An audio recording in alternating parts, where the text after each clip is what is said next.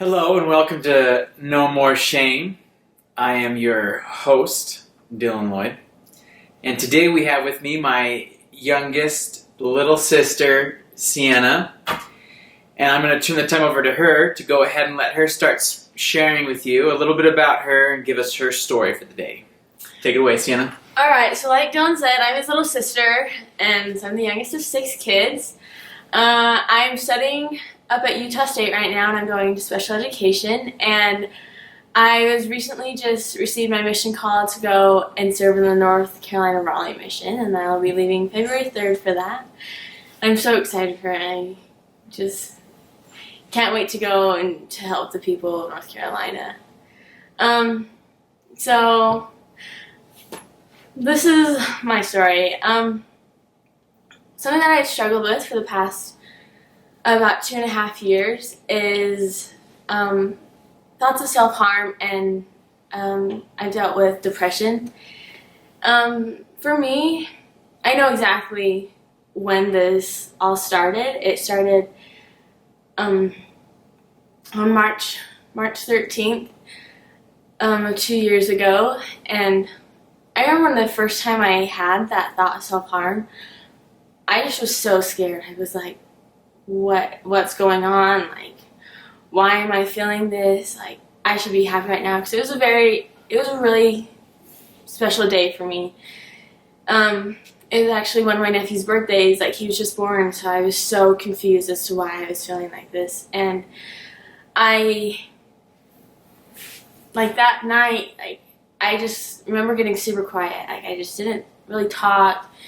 I kind of just, I wasn't sure why I was feeling the way I was feeling because, like I said, it was a big thing for me, a big day for me. And then I, didn't think that it would continue on. I thought for me, I was like, maybe this is just a one-time deal and then I'll be okay. But it didn't stop.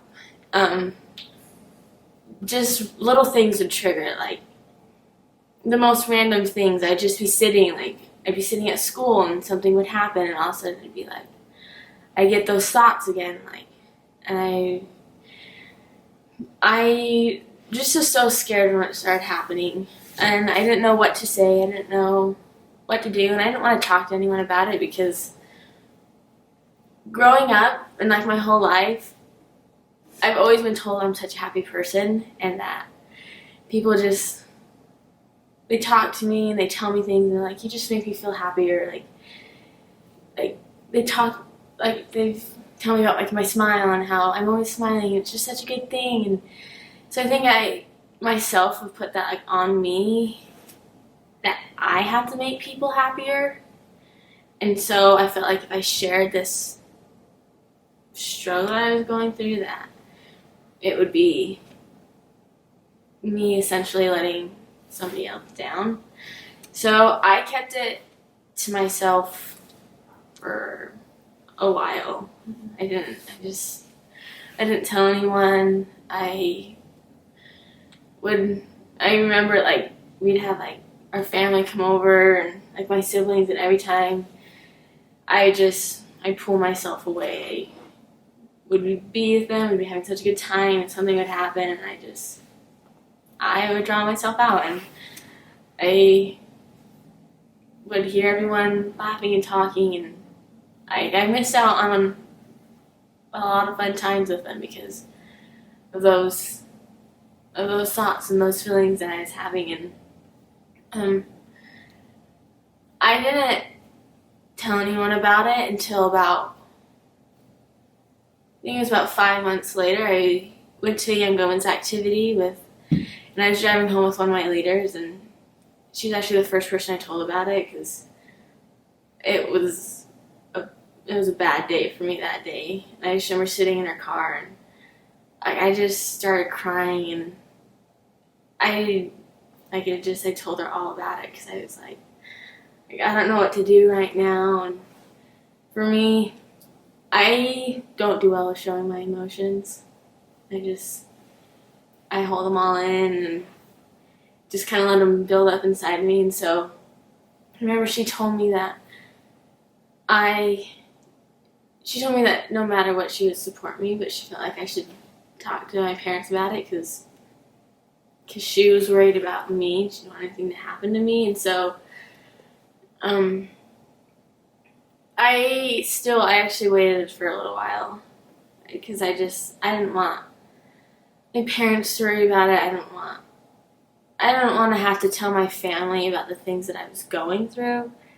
So instead of opening up, I just kept holding it in until one day it came really close to where I actually almost did hurt myself.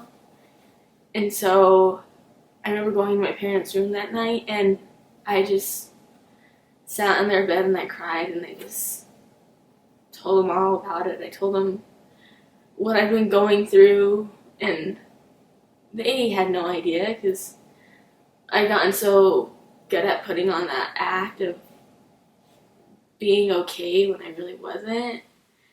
And so after I told them, that's when we started looking for someone for me to go see to help, to get me that help that I needed. And I actually, like you, I saw 2 therapists. I went to one lady for one visit, and like I said before, because I just don't show my emotions, I had to feel very connected with someone before I can open up about it. Something that was really hard for me is I didn't have that connection with her. That first day, she sat and just asked me all these questions, and it was like she expected me to just open up to her, but I knew nothing about her. And it just wasn't a good fit for me. Like we left, and my mom and I both were like, no, like, she's like, I don't feel like she's right. And I was like, that's not who I should be going to. And so actually it was a few months before I went back to somebody, before we found somebody. And the one I started going to, her name was Kathleen. Right, like away, like that first day, we didn't even really talk about what I was going through at first because it was just us getting to know each other. And I was able to build that bond with her, which has helped me so much because I've seen her for the past 2 years now, and but I was only able to keep going to her because I made that connection with her. I got to know her, and so I don't know. It's just a little of my story. It's something that still to this day, I still struggle with it. I know I've learned things to help me when I do have those thoughts, but it's not something that I'm just going to be able to get rid of, which is, at first, was really hard for me to understand because I was like, why can't I'm doing all this? I'm working, I'm doing the things I've been told that will help me. Like, why do I still feel like this? But I think for me, it's just, I've come to learn that I have this struggle, I have this trial for a reason, and I know that through it, like, I'll be able to grow. And so that's helped me is I still continue to struggle. I have my hard days. Yeah, that's just a little of my story. Well, thank you for sharing that with us. Yeah.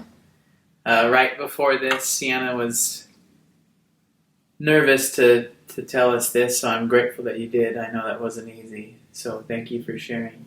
Yeah. So, first question I have. So March 13th, you said, was the first day that you felt that.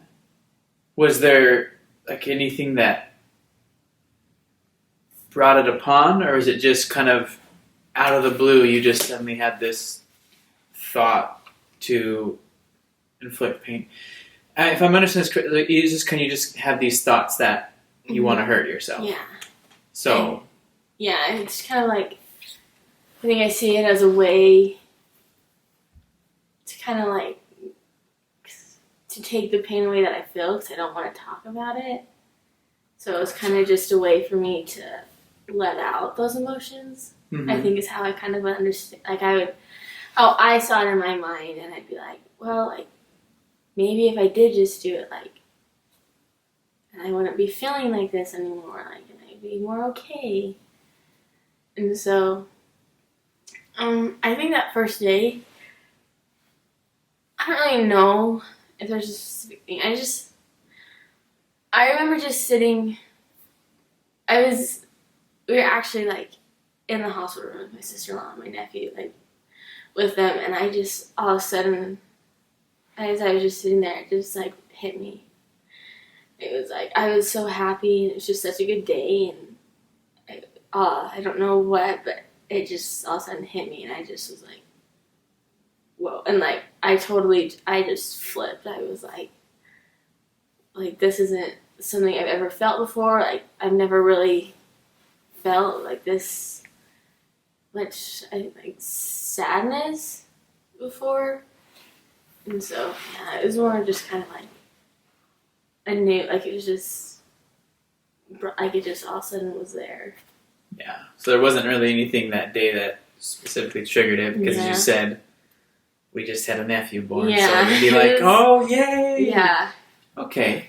So since then, the moments that trigger it, is there something in particular that triggers it, or is it just kind of the emotions you're feeling trigger it? Does that make sense what I'm asking? Yeah. So let me just, in short, so now you kind of said that you'll be at family events and we'll all be sitting around laughing and talking, and then suddenly you just kind of take a step back and kind of become more reclusive.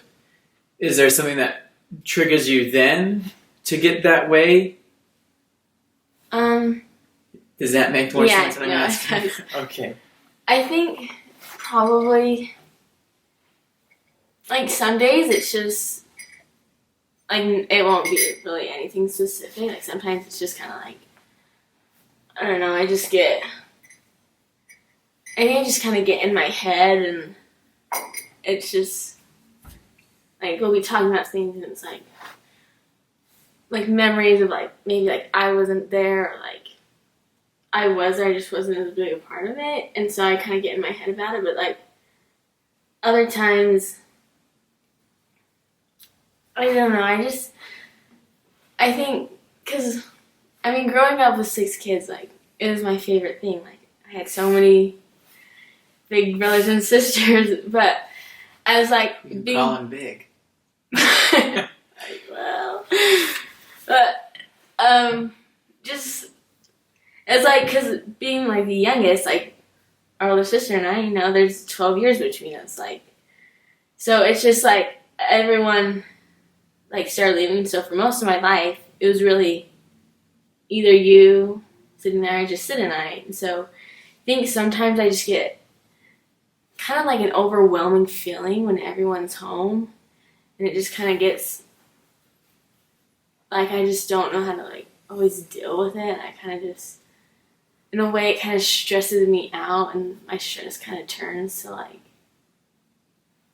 having those thoughts because I'm like, I don't know what to do. I don't know like how to like kind of like handle it, and so I just like that. My mind just goes straight to like it kind of goes to why don't you just go this way and then you'll feel a lot better. So.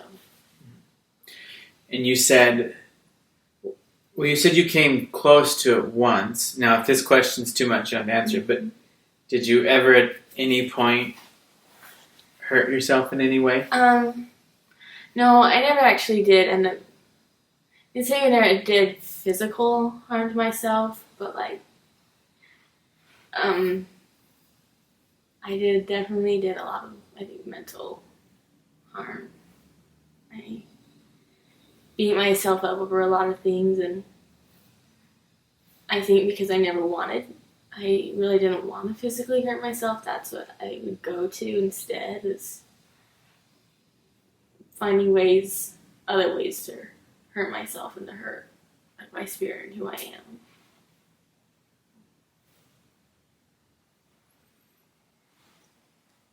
Love you.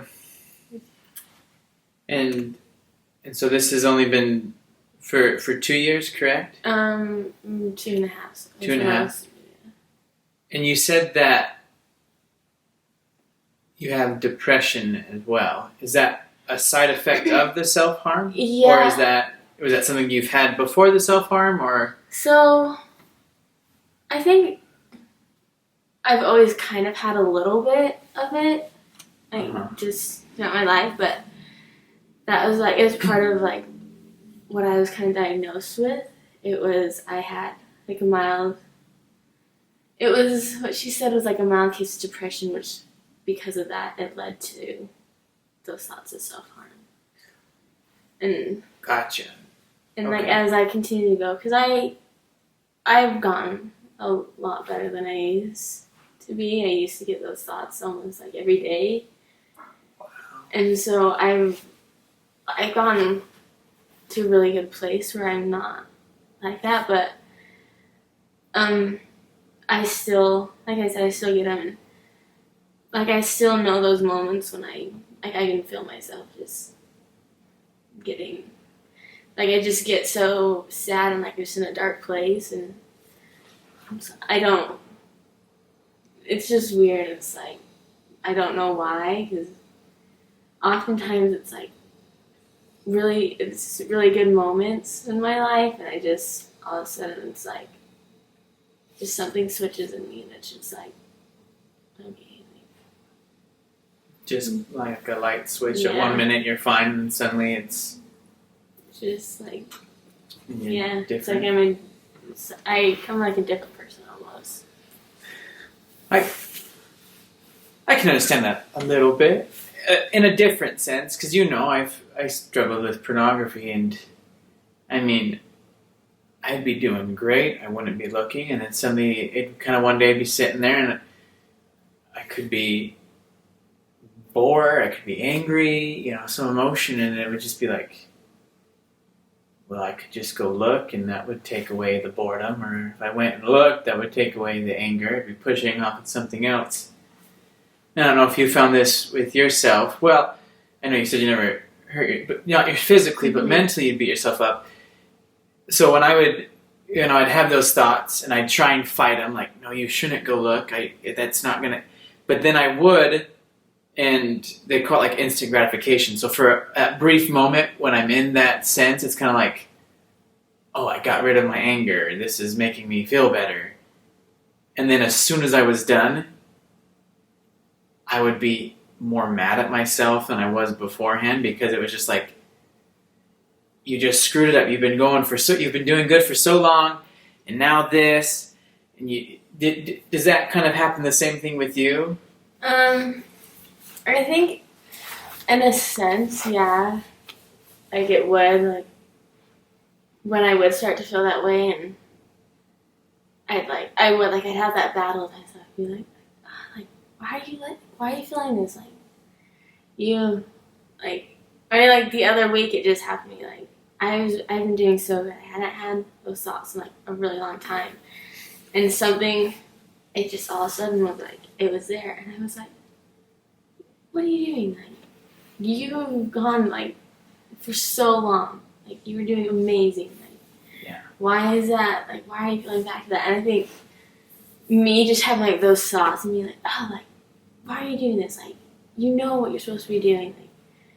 Like I said, like, it was just me, like, beating at myself. Like, oh, like, come on. Like, why are you like this? Like, it was kind of like, okay, like, I did. I sort of like, okay, like, I've done that, now, like, I can be fine, but then it made me more sad, because I was like, here I was doing so good, and I had that thought, and I just went back to being, like, so hard on myself, like, yeah. And it was like, why did I do that? Like, I know that's not what I need to hear right now, like, those things aren't what I should be doing. Like, I know what I need to be doing, so. Yeah.